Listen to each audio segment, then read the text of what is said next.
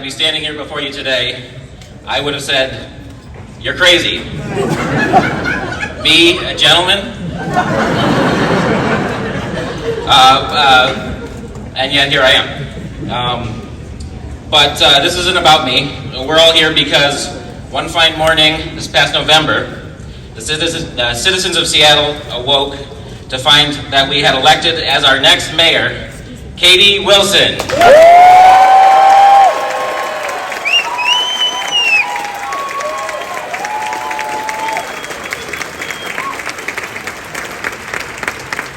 How on earth did this happen? Because of you! A great change is coming over this country. A new generation is starting to come to power. And we're going to do things differently.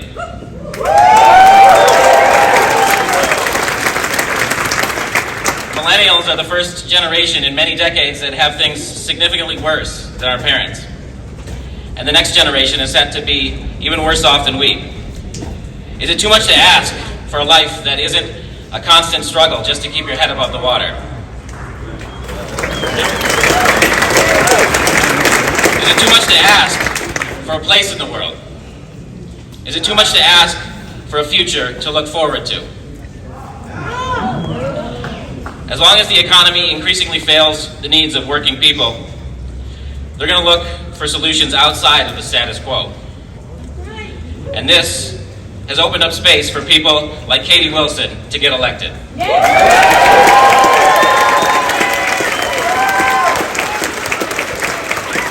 And until things get better, this space is only going to open up wider and wider. Katie's just one of many to come. But Katie is only as strong as the people she represents, only as strong as you. The organized power of working people, ordinary working people, is the only counterbalance to the powerful economic interests that would work against her. Only when we become as serious about taking care of ourselves and taking care of one another as they are about making money, will we be able to solve the problems facing us in the 21st century. And build a radiant future for the human race. And I hope that, like Katie, you'll do everything in your power to figure out how we make that future a reality. Oh yeah!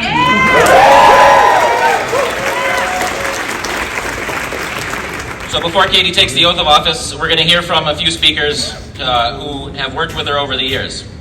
Our first speaker is Ephra Abshshire. She's a graduate of Rainier Beach High School. Yeah. And she was a leader in the campaign for the free youth transit. She's now a doctoral student in health services, research and policy at the University of Minnesota. Let's give it up for Ephra.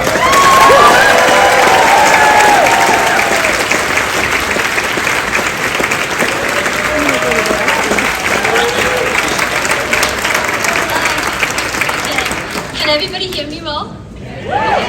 I'm the first speaker, so I'm very nervous, so bear with me. But it's my honor to be here today welcoming Katie Wilson as mayor of Seattle.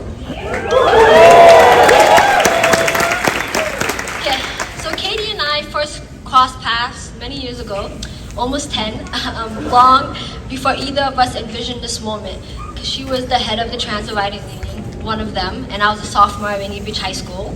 Back then, I just simply dreamed about the bus arriving on time. I walked through my day trying to stay safe, stay quiet, and stay out of trouble. I would practice sentences in my head before I said them, both because I had an accent, but also because I knew that people do not hear everybody the same way. Some kids are allowed to ask questions about their environments, and others are taught that the system is fixed, and survival is the best you can hope for. That lesson did not come from a textbook, rather straight from observing how power worked around me. Because I realized very quickly that this country kind of uses the same playbook: pick a vulnerable group, describe them as a threat, flood the media with accusations, then use the panic to justify collective punishment. Oh yes. So as a Somali immigrant Muslim American,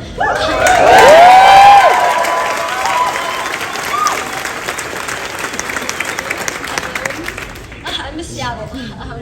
But our community knows this script very well. So we had surveillance of our mosque, travel bans, a certain president calling us garbage, and this rhetoric doesn't stay abstract, it always filters down. So we've seen these past few weeks people pulling up to Somali daycares and establishments demanding that they prove that they're not committing fraud. They're literally harassing our neighbors and our children because they believe that we inherently are untrustworthy. This is what sustained dehumanization does. It starts as language, it becomes a belief, and then it shows up in real places with real consequences. But this playbook is not exclusive to us. So we've seen after the Supreme Court Dobbs reversal, reproductive care became a battleground, forcing people to travel, delay care, or carry pregnancies against their will. Trans youth were being turned into political targets, with lawmakers trying to criminalize their doctors, families, and their very existence. Immigrant policies have also forcefully ripped families apart by design, turning humans into case numbers and seats on deportation flights. But this is exactly why city leadership matters. Because when national politics become cool, cities still have power. Local governments can either reproduce harm or they can interrupt it. To be clear, a city cannot fix everything. A mayor is not a superhero. But local leadership can organize protection at the scale of daily life. Because rights are not just words, they're practices. Rights exist in whether you can walk down the street without being harassed, whether your kid can learn without being signaled out, and whether you can access healthcare, whether you can worship without being watched, and whether your family can stay together, and whether you can be queer in public without scanning the room first. And the difference between feeling the full weight of federal cruelty or being shielded by it comes down to interruption. How will we protect each other? How will the mayor interrupt those who wish to harm our city and our community? The truth is, I am standing here today because my life was interrupted by people who constantly refuse to let systems decide my ceiling. Like Rainy Beach High School teachers who noticed me and stayed past the semester, community organizers at Wall Block who taught me that policy is something you can shape, not survive, interrupted by Katie Wilson who trusted me early before I was polished when I was just a young high schooler trying to get to school on time.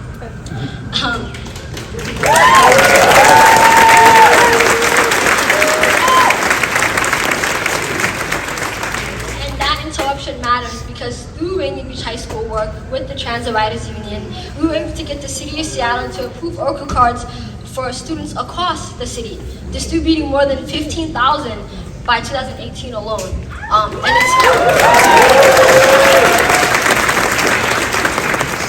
I'll end by saying that it was proof that a dream at a bus stop can become a policy on paper and then a ride home in real life. Proof that you can never be too optimistic. And even after I graduated high school and started at University of Washington, Katie appointed me to the city's transit advisory board, continuing that legacy of getting young leaders in the rooms where decisions are made, even if they're not ready.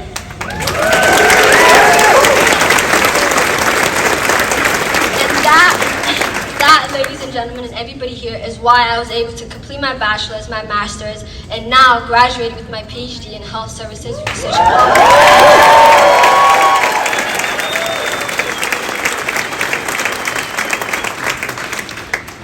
So yes, keep calling the mayor about potholes. Please call every day if you need to, but also remember that democracy is a street we all live on. And if we can patch the asphalt, we can patch civic life. If we can build this city budget, we can build a city that refuses to cooperate with cruelty. And if we can keep a city running, then we can keep each other safe.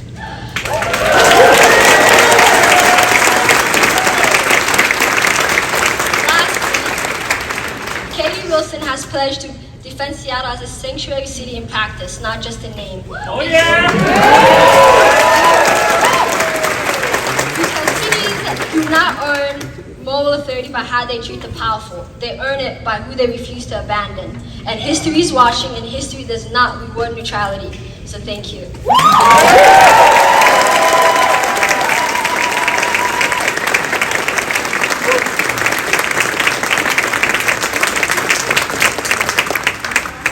Let's hear it for Ephra Abshshire.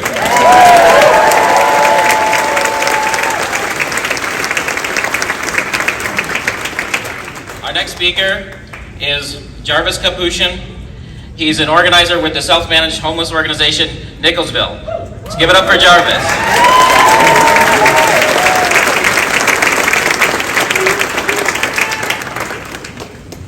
Oh, I don't know if I can follow you, but that was great. Good morning, everyone, and Happy New Year. I'm thrilled and honored to be asked to speak before you today here as we celebrate the inauguration of our new mayor, Katie Bill Wilson.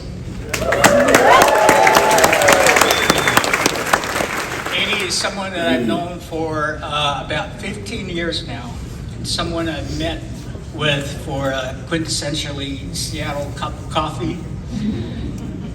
And it's so proud that she's been elected as our new mayor.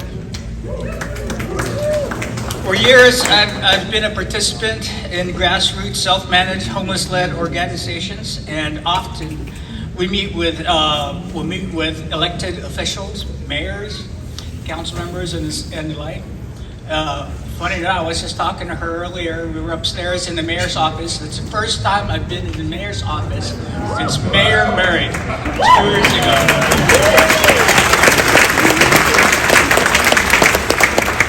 And that was when we were meeting with the mayor for the declaration of state of emergency on homelessness 10 years ago.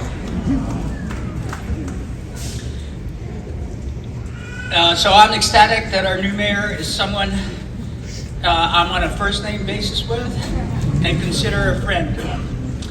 A mayor that has been in the trenches with us, so to speak, during the numerous times we did direct action, from rallies to sleep-outs, and advocating for low-income and homeless people.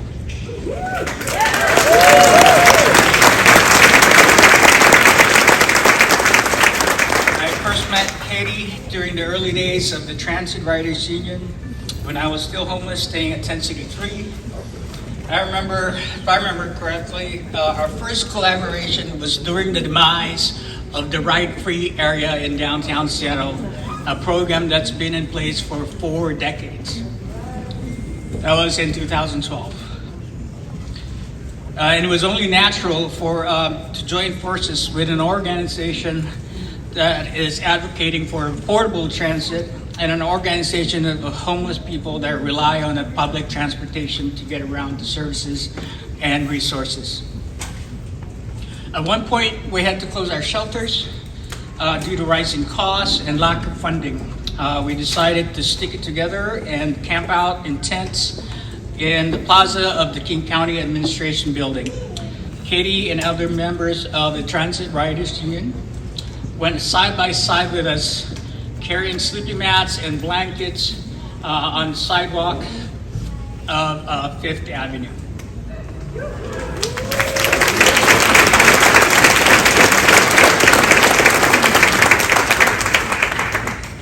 Katie and I played a lot of Scrabble together.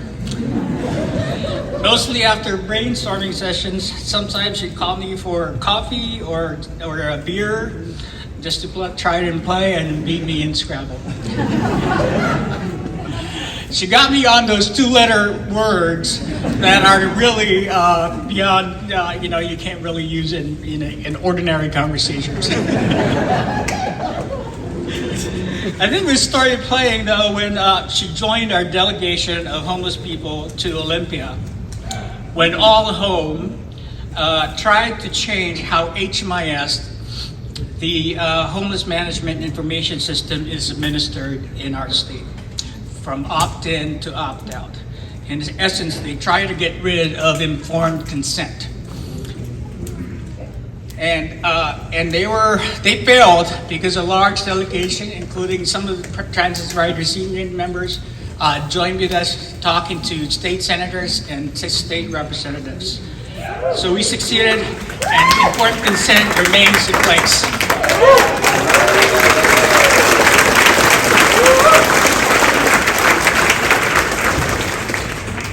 Not quite sure about the chronology of all events and collaborations with the Transit Riders Union, specifically with Katie. At one point, along with Share Wheel, Nicholsville, a transit riders union, SAFE, and Real Change, formed a coalition. At the time, we called ourselves the Committee to End Homelessness in King County, or Occupy CHKC. And we're working to put pressure on the agency to take substantive action to solve homelessness and prioritize the safety and survival of homeless people.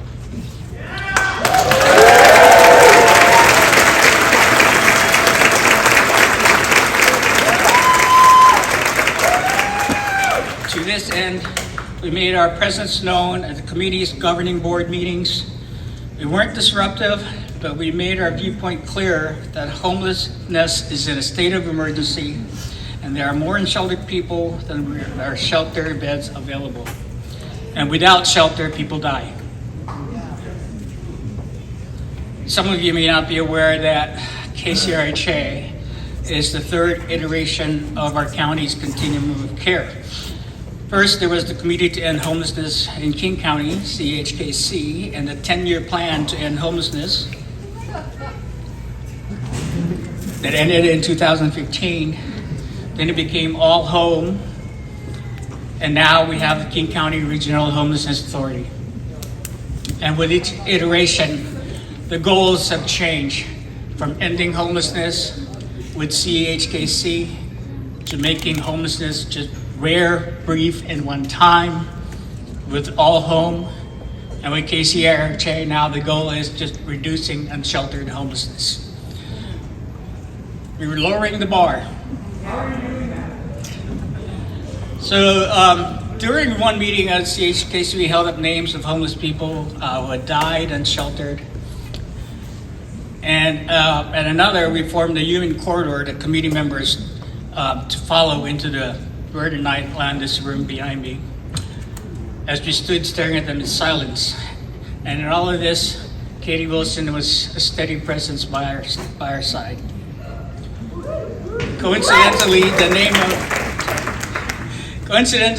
our coalition, the name of our coalition evolved into our city coalition in 2015. The focus was ensuring that homeless people have their input respected regarding a new ordinance governing encampments and tiny house villages. As her campaign motto states, this is our city.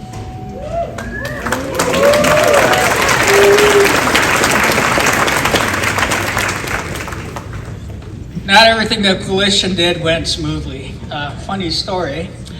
After the Committee to End Homelessness in King County announced that they would have their next meeting at the South Seattle College in Georgetown, a coalition made plans to hold a city council candidates forum followed by a sleep out at the Hats and Boots Park nearby, and marched to the committee's governing board meeting in the morning.